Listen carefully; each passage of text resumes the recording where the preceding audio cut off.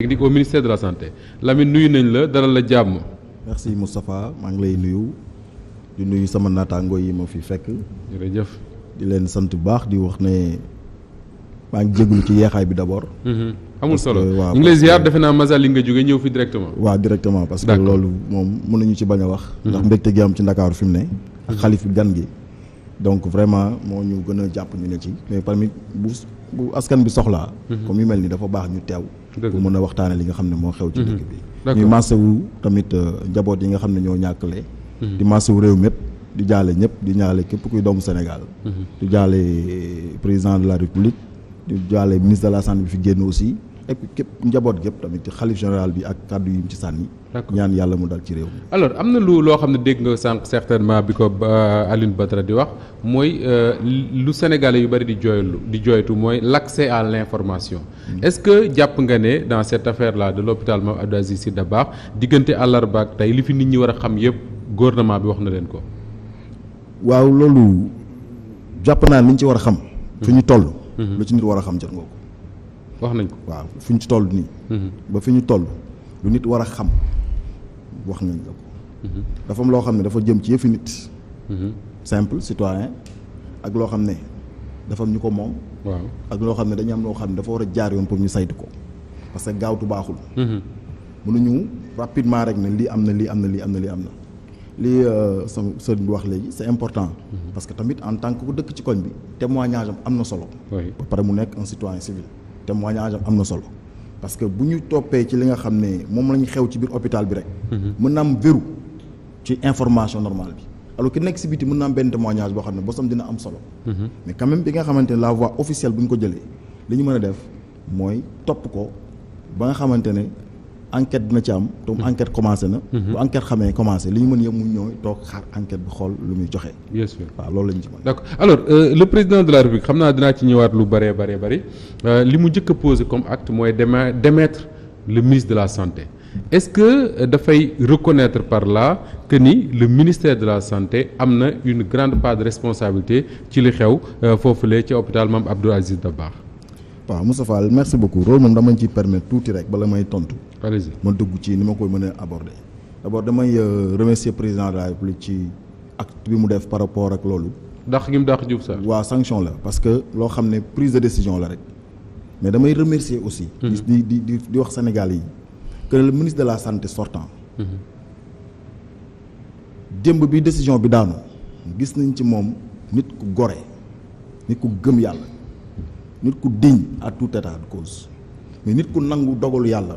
xam ne yàlla moo tegoon fii jox ko muy def ci loo xamante ne ba fi ñu toll jàpp naa ne def na ci loo xam ne secteur parce que moo tombé ak moom. kenn defagu ci lu mel noonu parce que santé foofu la toll. mais jàpp na ne aussi ki ko jaxloon di ko liggéeyloo mooy président de la République moom la ñu fal. bu demee ba rocc li mu ko joxoon teg ko ci pas de manque de compétence teg ko ci dafa def njombe teg ko dafa mënul li muy def. dafa toll fi nga xamante ne dañu am ay cas de figure yoo xam ne da boo xoolee dafa li olof di wax tombé moo waral ay gaaf. dafa am ay cas de figure yoo xam ne dañu bari surtout dans le système de la santé. ay mort ay asphyxie ay incendie.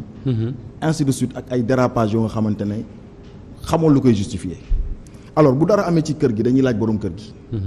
bi ñu njëkkee am à un niveau certain niveau je commence depuis daaw jéeg daawaati jéeg yàgg na et bien avant amoon na mais bi may mën a jël mooy bu après Linguère le gars de Louga. de Louga. alors boobu bi ñu demee les sanctions dañ ko def directement ci ki nga xam ne mooy borom kër gi. le directeur de l'hôpital parce que bu nit waree opérer nit opérer ko kooku jooytu ba yàlla def mu ñàkk bakkanam. yow mi nga xamante ne yaa yor say agent defoo li nga war a def bu ñëwee sanction bi sa kaw lay dal leneen nag li nga xam ne yoon moom la war a def par rapport ak kooku ci comportement am yoon da koy topp. alors bu ñu demee loolu tamit bii ñëwaat tamit am tey mu am li ñuy wax jusqu'à présent 11 morts. 11 morts. boo duggee ci salle bi xam ne le contenacement de la salle mënul weesu à moins que ñu surchargé ko mënul weesu 11 personnes. boo duggee ci salle bi ñu teg foofu. d'accord salle bi ci boppam. da ngay gis ne ni ñu ko tegee lu ëpp 11 personnes mënu fa nekk. 11 bébés parce que boo tax bu ñu nee 11 mën naa ko gëm. d'accord que nekk na plus. non dinaa ci douter. mais bon amul problème de façon enquête moo am. ku nekk fi mu nekk sa njort nga mën a waxee. dem nga ci salle bi. dem naa ba ci salle bi. d'accord man ñi fa njëkk a teew ministre de l'intérieur bi mu yegg si maa ko teeru. d'accord ñu njëkk ci salle bi ci laa bokk. njëkk ci événement ci lieu ci la ñu bokk.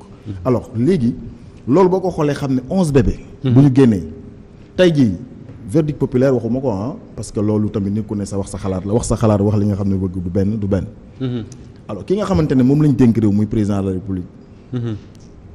li mu jàpp ne askan wi waxuma sax parce que loolu mooy faj parce que loolu saafarawul li mu jàpp ne mën na def loo xamante ne peut-être mooy indi tuuti ak dal ci situation yi ñu xam ne c'est le père de la nation. parce que fi ñu toll réew mi on manque de tout sauf d'un président bu déglu askanam. boo seetloo baa xam ne président bu déglu askanam la ñu àndal. jàpp nga ne président Macky Sall mi ngi déglu askan bi. waaw mu ngi déglu askan bi non parce que voilà mën na day déglu askanam xam nga lu tax. nañ may wax ban raison. moo war a mën a tax mu ne dafay demeet le ministre de la santé bu dul moom bu mu xam. parce que askanam la déglu jàpp na ni. pour moom tant que am na loo xam ne nit ñi mu ngi toog ñu koy gis jàpp na ne déglu leen. mais boo ñëwee jël ministre ba nga xam ne def na réalisation yi kenn mësul def nga am ci moom confiance pendant 5 ans bàyyi ko fa. mu ñëw nga incendie boobu am ay xale ñàkk seen bakkan. nga jële ko ci loolu je pense c'est un signal fort qu'il lance à la population. il lance un signal fort à la population mais je reviens à ma question est-ce que c'est pas une façon de reconnaître que ni le ministre de la santé wala boog le ministère de la santé am na responsabilité ci li xew foofu. à tout état de cause. le ministère laay wax. le ministère de la santé. parce que le ministère comme lépp. foo dugg am na loo xamante ne di nga ko xam. ak loo xam ne doo ko xam. di nga xam da nga koy maîtriser ak loo xam ne loo nekk sax mu toog fii sa surtout tànk dina fa xew te mënoo ko xam. alors bu tax ñu ne ministère mooy il s'agit de la santé. on n'a pas dit ministère de l'intérieur on n'a pas ministère de l'hydraulique on a dit ministère de la santé. donc en l'occurrence ça concerne les agents de santé. parce que dans les édifices sanitaires les agents de santé ñoo fa nekk. donc loolu yëpp ci nga xamante ne moo leen njabootu muy ministère. moo ko jël en charge mais nag. nekkul ne reconnaître nga ne am nga kii mais li muy reconnaître mooy ni que laaj na càmbar gu bees ñu gën a dem jusqu'au fond des choses. xam li ci xew pour ñu dur ci baaraam parce que nag. mënuñu chaque fois bu ñu toogee benn weer ay laxisme. ci ay délaissement ay manque de comportement. ay nit di ci ñàkk seen bakkan. je pense que loolu signal la boo xamante ne. d'accord bu commencé. ci nga xamante ne mooy borom kër gi muy ministre de la santé. je pense que nul autre ne peut être épargné la loi va continuer. dinaa ñëw léegi ci l'enquête bi nga xam ne moom la ñu tijji alors Alioune Badara ñi ngi doon wax sànq ci hôpital Mame Abdoul Aziz Dabakh Tivaouane nga dëkk hôpital boobu dañuy wax ne la fa xew warul ump kenn parce que kay kilifa dëkk ba muy la khalife général wax na ci. plusieurs fois ay nit alerté nañ sur la situation de l'hôpital ñun ñi nga xam ne Ndakaaru lañ nekk demuñ ci hôpital ba est-ce que mën nga ñu wax dëgg-dëgg hôpital boobu lan mooy problème am lan moo fa ne. defe naa ni boo nee ma lan mooy problème am mënuma wax lu dépassé li xalif général des Tidianes wax. ni bu fekkoon ni nit la hôpital bi moo gën a feebar ñu fay faju et je pense que loolu jógewul ci baatu n'importe qui. déedéet. Moustapha xalif général des Tidianes boo defee tey benn reconstitution vidéo di nga gis ni toog nag plus de 3 fois ou 4 fois ak le ministre de la santé di ko waxaat les mêmes choses boobu dafa fekk population bi dañoo wax ba sonn ba ñoom ñu sentir peut-être que ni ñoom wax jot na parce que kilifa buy wax rek am na fi mbir yi di toll. oui hôpital Mame Abdou lii moom moo feeñ c'est-à-dire que tey drame bii moom moo feeñ mais bëri na fi ay yoo xam ni dafay am chaque jour am na koo xam ni ndaw la Tivaouane nit ñëpp xam ko asma moo ko dal mu xëj ñu yóbbu ko hôpital ñu dem amul masque pour oxygène ba mu décédé foofu mu décédé waaw chaque fois yii dafay am peut-être bii nag moom moo am ampleur pour nit ñi wax ko am na bërki démb kuy joxe benn témoignage ni dañ ko doon may deret ñu ñëw ñu ni hôpital bi amul poche waxuma la nag ak problème mu gestion bërki démb dañoo toog ñu ni 6 millions réer na ci keesu hôpital bi kenn gisu ko hôpital boobu ba léegi kenn xamul fu 6 millions yu géet dugg te ticket yi noonu la chéré parce que ticket bi gën a ndaw rek c'est daanaka 2000 francs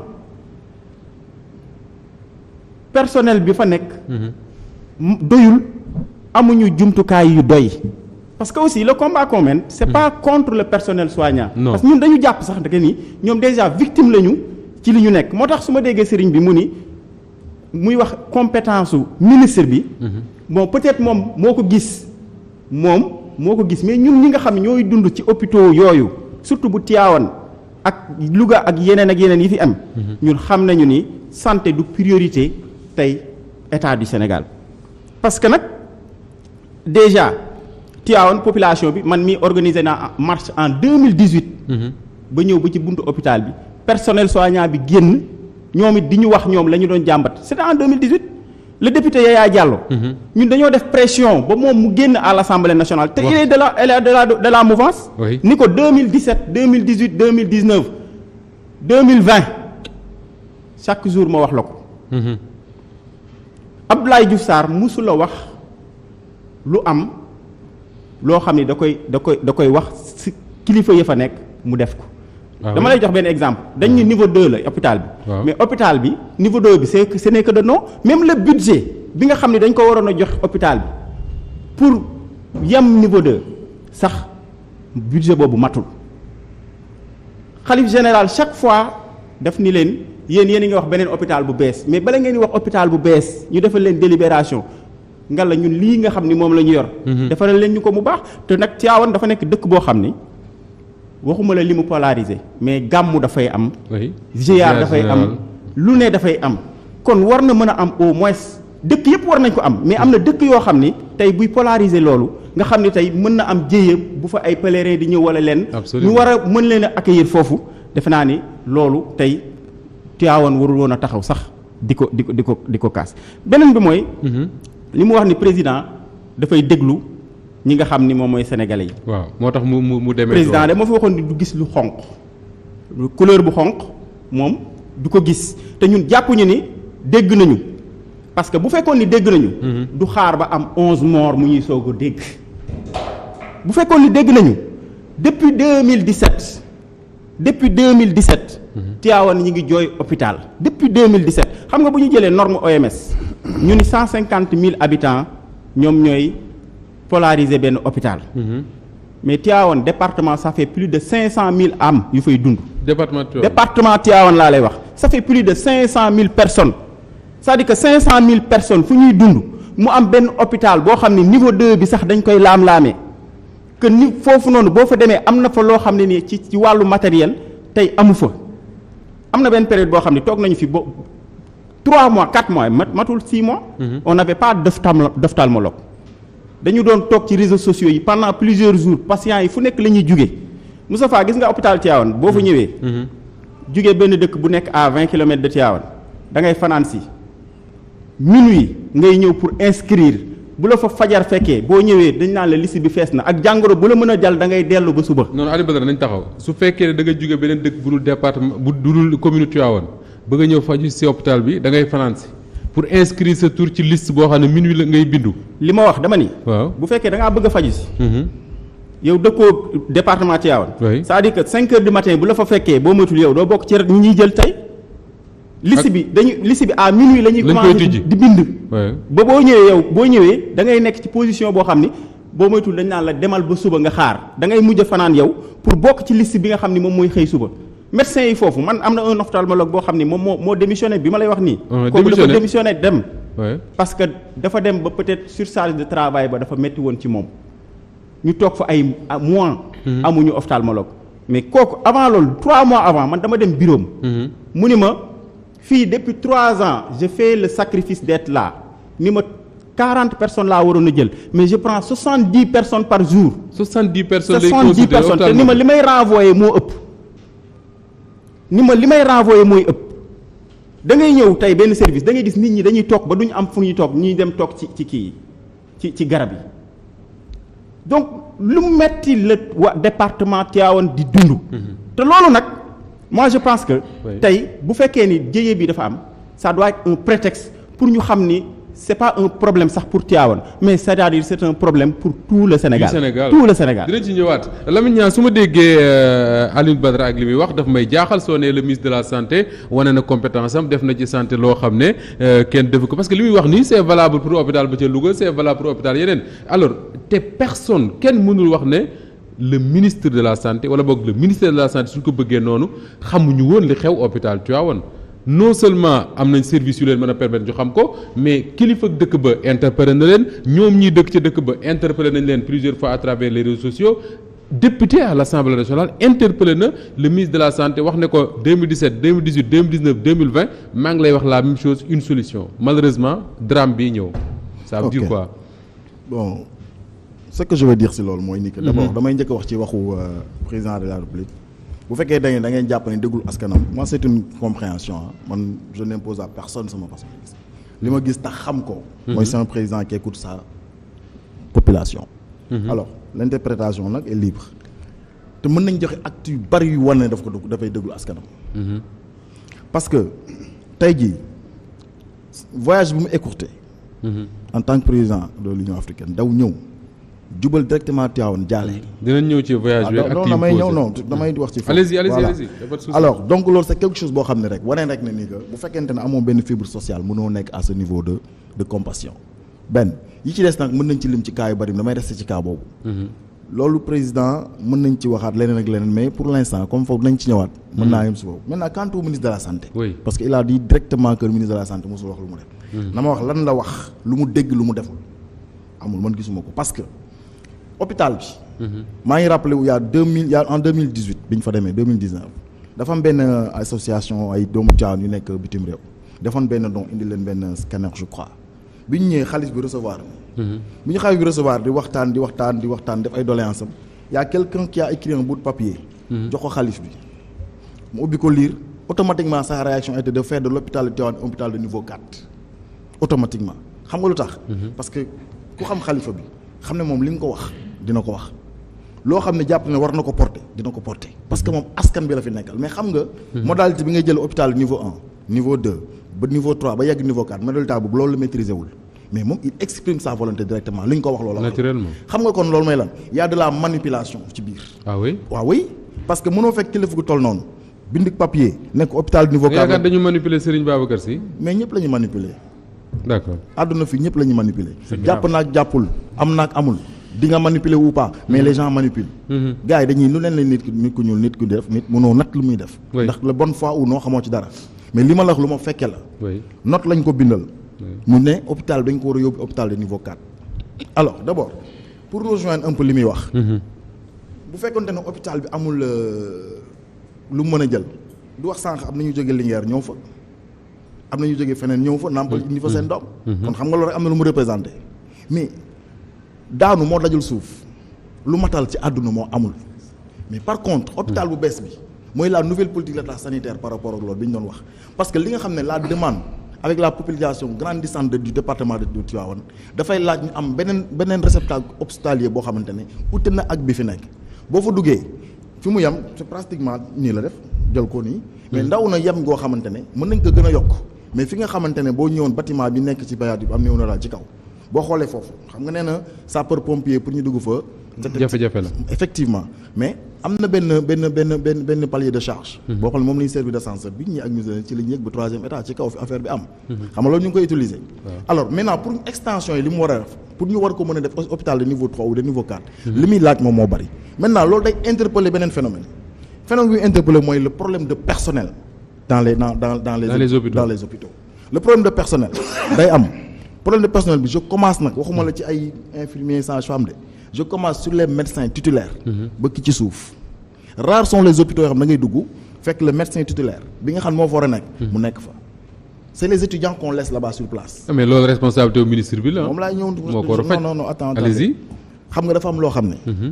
bu ñu amee médecin chef de région loolu ci responsabilité la. médecin chef de région peut-être mooy moom ministre mooy kilifaam. mais tey jii. man en tant que bi ma nekkee man j'étais victime d'une maladie ma hospitalisé. Les soins yi ma doon am j'ai pas vu de docteur de médecin titulaire j'ai vu que des étudiants et ça c'est à décrier par contre ñooñu bu fekkee ne war nañ ko def li nga xam ne moom le service war a laaj du ko mat man j'aurais bien aimé tey aujourd'hui sur ce problème là ñu ne léegi lan mooy les solutions yi nga xam ne moom war a am généralement mu valable Tivaouane valable Tëngéej valable feneen partout dans le territoire national. ñu xam yan problème la. ñu identifier problème yooyu ñëw ko parce que c'est un débat boo xam ne. ñëwuñu tey pour jël des accusations pointées du doigt. c'est vrai que dañuy pointer nag ay manquements ak ay omissions. ñu ñëw lu xool lan lañ koy defar parce que ce qui arrange loolu mooy jël njariñu. oui mais affaire bu mel ne góomu robaale comme disait l'autre il faut ñu xolli ko faj ko. wala xolli bi nag moom léegi xam nga. xolli bu ko dee wër-wërloo nanguwuñ di ne kenn mooy responsable bi duñ trouver solution. d'accord moom laa wax ma ne. joxe solution day fekk nga identifier problème problème boo ko identifier am na responsable. Bien sûr. ci laa la wax moo tax ma ne la bu amee les titulaires nekk dans les hôpitaux. ñu ñëw nga xam ne dañuy superviser les étudiants nekk en 3e 4e année. ñooñu mën a superviser les sages-femmes ainsi de suite avec un organe de contrôle dans les hôpitaux. je pense dina éviter beaucoup de problèmes similaires yu demee noonu. moi je pense que loolu mooy li nga xamante ne. fa la ñu war a mën a duut baaraam bi tey mais gis nga les responsabilités. mënuñ ko incombe baa ñu situé ko ci benn du ministre te du directeur hôpital. parce que ñi mu la jël ñu recruter la de bonne foi nga nekk de bonne vocation nga ñëw ne da ngay liggéey dans la santé nga ñëw toog ñu jox ay bébé xale yi nekk fa am na système de contrôle boo xam ne boo war a xaar sax ku la koy teg nit ku ne war nga jóg xoolal ko sa bopp maintenant mooy li ma waxu tàmbali woon. lu réer ci kër dañ koy laaj borom kër ga. c'est vrai que ministère am na ci droit de regard. mais mënu am droit de regard jusque dans les mondes détails. C'est une chaîne de responsabilité. Absolument. Qu'il faudra déterminer. Alors loolu